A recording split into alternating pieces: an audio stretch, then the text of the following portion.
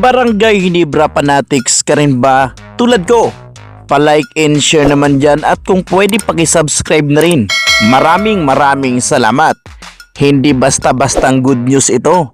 Para sa Barangay Hinebra fans, talagang matutuwa at magdiwang dito. Barangay Hinebra ang may pag-asa talaga sa lahat ng SMC team. Samantalang Coach Yeng Guiao, handa na ang kanyang kupunan. At Justin Brownlee papalitan. Yan ang ating mga pag-uusapan for today's video. So mga busing, kung natatandaan natin na itong si JB ay na-injured nga ito nitong huling bakbakan nila. Ngunit hindi nga lang malala.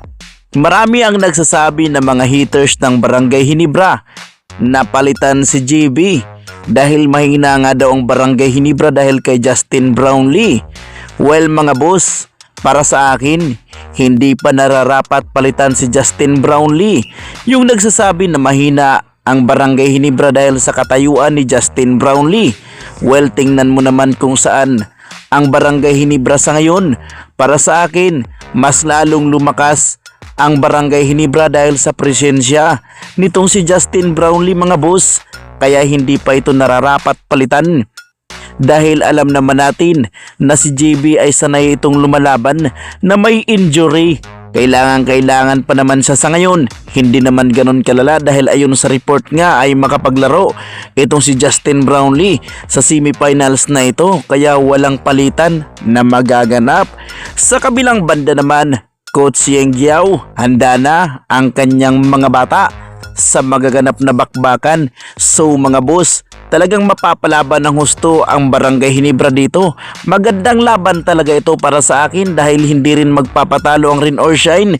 Tingnan na lang natin dahil magkakatalo na lang talaga yan sila pagdating sa diskarte mga boss.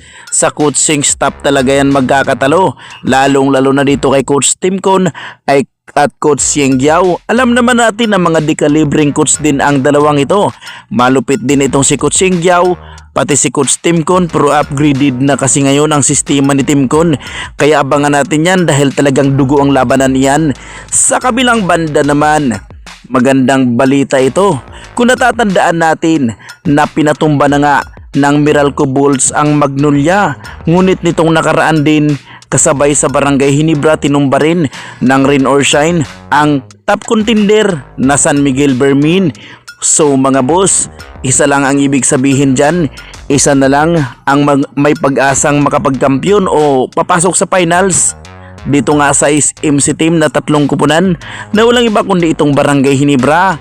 Kaya naman kung makalusot ang Barangay Hinebra dito sa Rain or Shine, panigurado magdiwang ang Barangay Hinebra fans dahil kayang-kaya talagang tirisin ng Barangay Hinebra kahit sino makapasok sa kabilang bracket.